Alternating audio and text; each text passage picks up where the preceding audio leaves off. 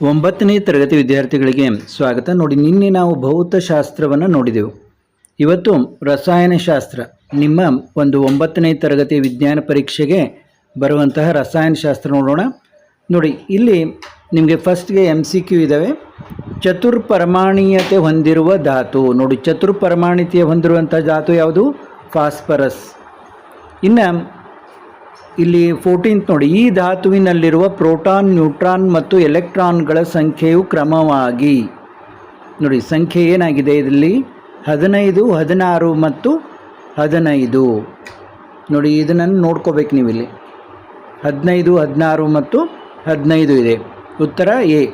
ಶುಷ್ಕ ಮಂಜುಗಡ್ಡೆಯ ಮೇಲಿನ ಒತ್ತಡವನ್ನು 1 ATMಗೆ ಇಳಿಸಿದಾಗ ಅದು ಅನಿಲವಾಗಿ ಪರಿವರ್ತನೆಗೊಳ್ಳುತ್ತದೆ.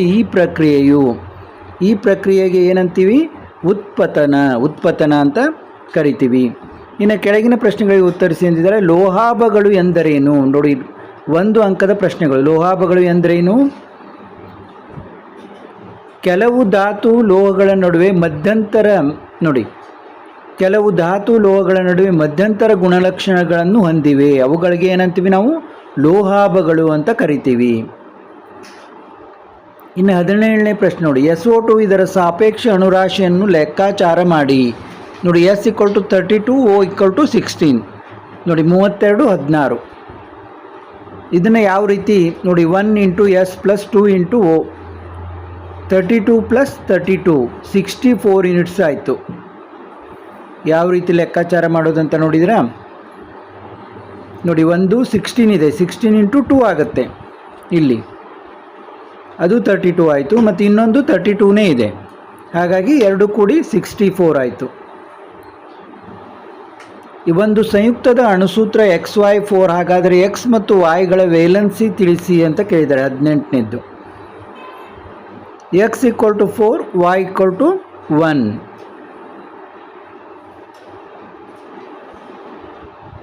ಥಾಮ್ಸನ್ ಪರಮಾಣು ರಚನೆ ತೋರಿಸುವ ಚಿತ್ರ ಬರೆದು ಭಾಗಗಳನ್ನು ಗುರುತಿಸಿ ಅಂತ ಅಂದಿದ್ದಾರೆ. 19ನೇದ್ದು.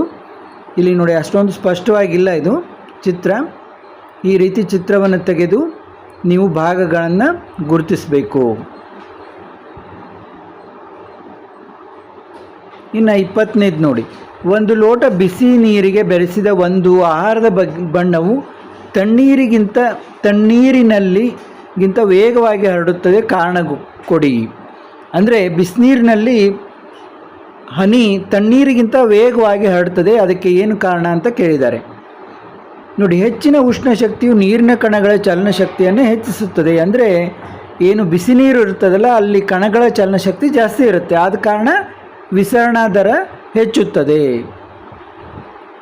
ಆಹಾರ ಜೀರ್ಣವಾಗುವುದು ಭೌತ ಮತ್ತು ರಾಸಾಯನಿಕ ಬದಲಾವಣೆ ಎರಡೂ ಆಗಿದೆ. ಈ ವಾಕ್ಯವನ್ನು ಸಮರ್ಥಿಸಿ. ನೋಡಿ, ಏನು ಡೈಜೆಷನ್ ಆಗುತ್ತಲ್ಲ, ಅದು ಭೌತ ಮತ್ತು ರಾಸಾಯನಿಕ ಎರಡೂ ಆಗ್ತದೆ. ಯಾವ ರೀತಿ ಅಂತ ಹೇಳಿ ಅಂತ ಹೇಳಿದ್ದಾರೆ. ಆಹಾರವನ್ನು ಅಗಿದು ತುಂಡು ಮಾಡುವುದು ಭೌತ ಬದಲಾವಣೆ. ನೋಡಿ, ಏನು ನಾವು ಆಹಾರವನ್ನು ಜಗಿತೀವಲ್ಲ, ಅದು ಭೌತ ಬದಲಾವಣೆ. ಕಿಣ್ವಗಳು ಆಹಾರವನ್ನು ಜೀರ್ಣಿಸುವುದು, ಏನು ಶರೀರದೊಳಗೆ ನಡೀತಲ್ಲ, ಅದು ರಾಸಾಯನಿಕ ಬದಲಾವಣೆ. ಆದ ಕಾರಣ ಇದು ಎರಡೂ ಥರ ಆಗಿದೆ. ಇನ್ನು 17ನೇ ಪ್ರಶ್ನೆ ನೋಡಿ, ಇಲ್ಲೇ ನಿಮಗೆ ಉತ್ತರ ಗೊತ್ತಾಗ್ತದೆ. ಮಿಶ್ರಣಗಳು ಮತ್ತು ಸಂಯುಕ್ತಗಳ ನಡುವಿನ 3 ವ್ಯತ್ಯಾಸಗಳನ್ನು ಬರೆಯಿರಿ ಎಂದಿದ್ದಾರೆ. ಒಂದೊಂದಕ್ಕೆ 3 ಅಂಕ. ನೀವು ಒಂದು ವ್ಯತ್ಯಾಸ ಕರೆಕ್ಟಾಗಿ ಬರೆದರೆ 1 ಅಂಕ ಕೊಡ್ತಾರೆ ಇಲ್ಲಿ ನಿಮಗೆ. ಇಲ್ಲಿ ಮಿಶ್ರಣಗಳು ನೋಡಿ, ಧಾತುಗಳು ಅಥವಾ ಸಂಯುಕ್ತಗಳು ಒಟ್ಟಿಗೆ ಮಿಶ್ರಣವನ್ನು ರೂಪಿಸುತ್ತವೆ, ಆದರೆ ಯಾವುದೇ ಹೊಸ ಸಂಯುಕ್ತವು ರೂಪುಗೊಳ್ಳುವುದಿಲ್ಲ.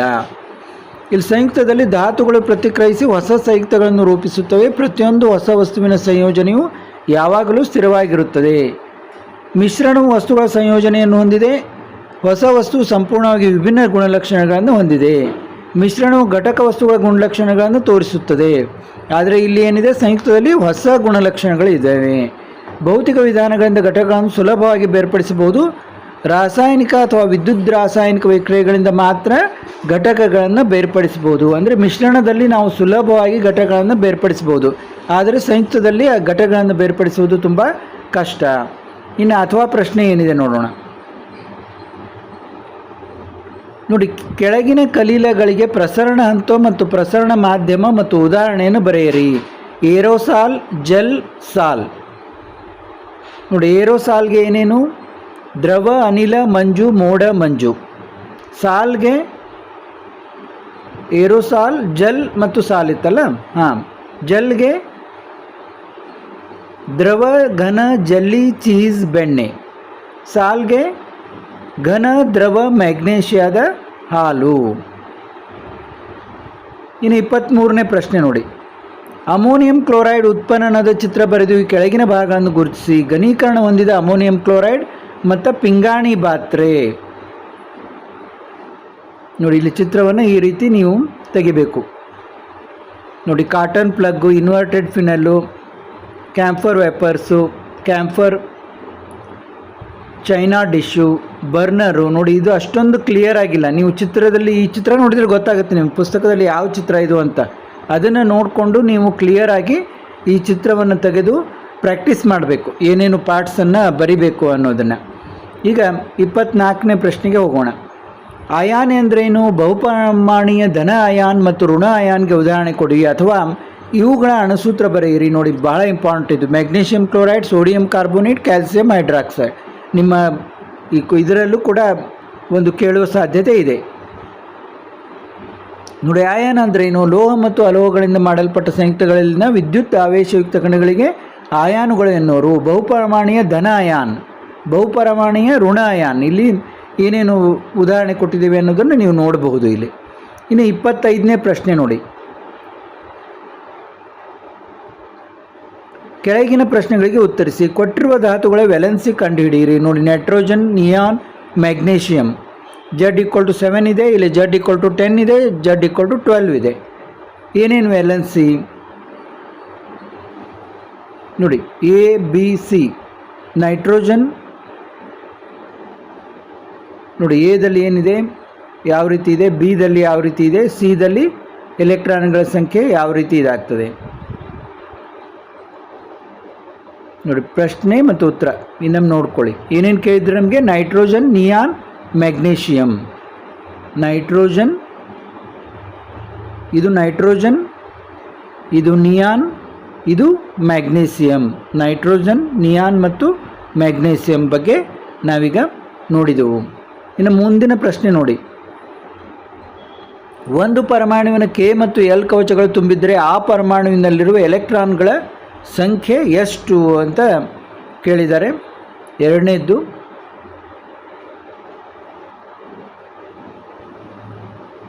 ನೋಡಿ, ಪರಮಾಣುಗಳ ಸಂಖ್ಯೆ ಬಗ್ಗೆ ಇಲ್ಲಿ ಕೊಟ್ಟಿದ್ದಾರೆ. K2, L2, M3 ಅಥವಾ 283 ಅಂತ ಇಲ್ಲಿ ಪ್ರಶ್ನೆಯನ್ನು ನೀವು ನೋಡ್ಬೋದು, ಉತ್ತರ. ಇನ್ನು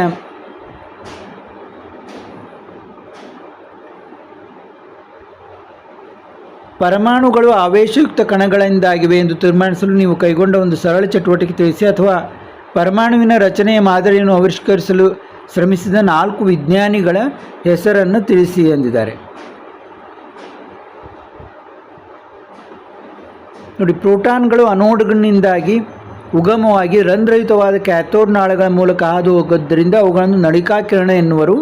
ಅಥವಾ ಒಂದು ಅಳತೆ ಪಟ್ಟಿಯನ್ನು ಒಣಗಿದ ಕೂದಲಿಗೆ ಉಜ್ಜಿ ಆ ಪಟ್ಟಿಯನ್ನು ಸಣ್ಣ ಕಾಗದ ಚೂರುಗಳ ಬಳಿಗೆ ತಂದಾಗ ಕಾಗದ ಚೂರುಗಳು ಅಳತೆ ಪಟ್ಟಿಗೆ ಅಂಟಿಕೊಳ್ಳುತ್ತವೆ, ಏಕೆಂದರೆ ಅಳತೆ ಪಟ್ಟಿಯು ಆವೇಶಯುಕ್ತವಾಗುತ್ತದೆ. ಇದರಿಂದ ನಾವು ಪರಮಾಣು ಆವೇಶಯುಕ್ತ ಕಣಗಳನ್ನು ಒಳಗೊಂಡಿವೆ ಅಂತ ತಿಳಿಯಬಹುದು. ಇದು ಯಾವ ರೀತಿ ಒಂದು ಪ್ರಯೋಗದಿಂದ ತಿಳಿಸ್ರಿ ಅಂದರೆ ಇದನ್ನು ಹೇಳ್ಬೋದು. ಇಲ್ಲಿ 4 ವಿಜ್ಞಾನಿಗಳ ಹೆಸರನ್ನು ಹೇಳ್ರಿ ಅಂತಿದ್ದಾರೆ. ಇಲ್ಲಿದೆ ನೋಡಿ.